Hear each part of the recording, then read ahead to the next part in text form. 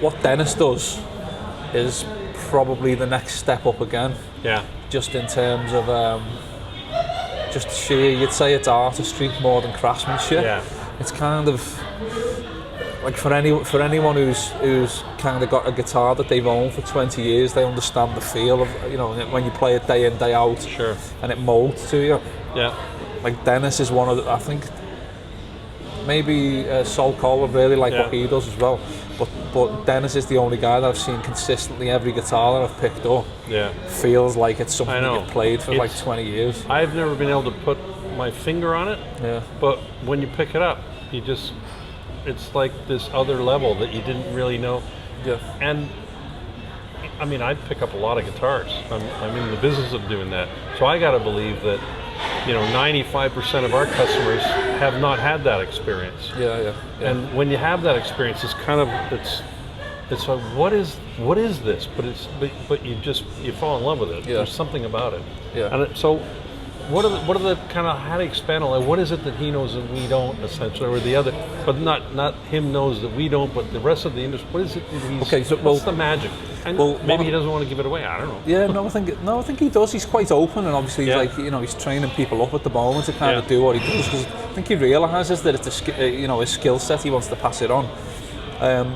So when I've been over there last month, part of the reason I was there was to just kind of spec out the whole Rivolta range. Yeah. Just to get it to the point where it's almost like you want Dennis's seal of approval of like this, you know, like this colour pickguard needs to go on this finished guitar, and so that's what we spent quite a bit of time doing. So I sat down with Dennis and did it, and even for me, it's like, you know, I've had guitars for kind of 30 years now, and tend to think that I've got like an okay eye for, you know, I'll customise my own guitars and know what I like, kind of thing.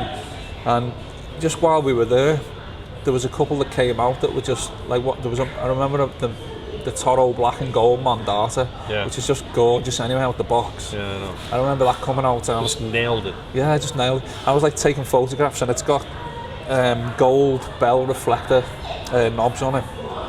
And I'm kind of looking at it, taking photos, and Dennis kind of just says to me, look, you know, just put black ones on it. And it's really, really simple. Yeah. And I'm kind of looking at it, and I was like, looks cool how it is. And he was like, no, look, trust me, it'll, you know, needs black. So that little subtle difference. Yeah.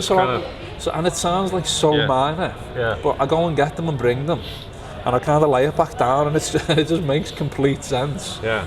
Yeah. And it's quite cool, because I'm like saying to Dennis, oh yeah, you're right about that. Yeah. Dennis is kind of like, well, yeah, you know, he's got the eye for it. Is it because he's just been doing it for a long time, and he's got just he's this a bass other player. Level of... He's also a bass player, that's true, right? Yeah. So he spends a lot of time watching guitar players from across the stage. Yeah, I think there's that. Yeah, that aspect of it. But he's a bass player, but he's also been doing what he does for a long time. Yeah. But the reason I say bass players, I think bass players are like just the mentality is way more focused than guitar players. Mm-hmm. I think as a guitar player, you tend to make Homer Simpson's car.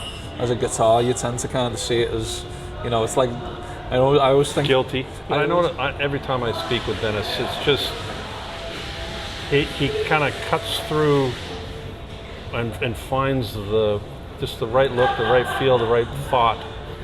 In terms of woods, materials, paint, everything. It just kind of comes together, and I guess the total of that is...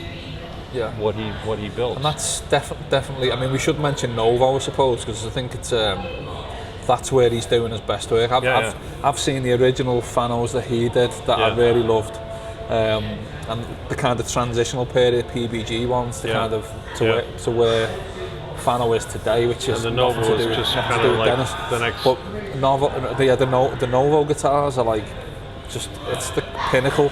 It's kind of being on a trajectory going up the whole time. I know.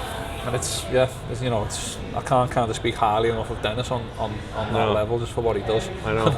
Also for the fact that I'm waiting on the first lefty Novo, because I'm a lefty obviously. Yeah.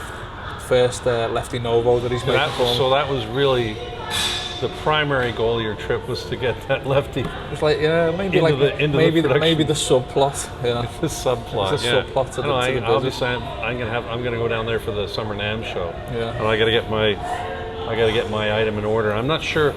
Every time I see it, the other thing I love about Dennis's the Novo guitars every finish is just totally unique. Yeah. And every time I think I want to pick up the phone and say, Dennis, that's the one I want. Yeah. Then that couple of days I see another image and I don't know what. Yeah. You know, it just kind of.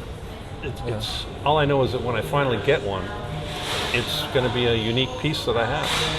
Which is also, we should say, part of the plan for Rivolta. Yeah. Moving forward is, like, you really do know that Dennis's fingerprint is all over Rivolta when you pick them up and play them. And obviously we went through the whole R&D process with him, and at times he might kind of drive us mad for like how we would work. And you think like small details that might not really matter to someone else matter to Dennis. And it's obviously those details make the bigger picture and make it what it is.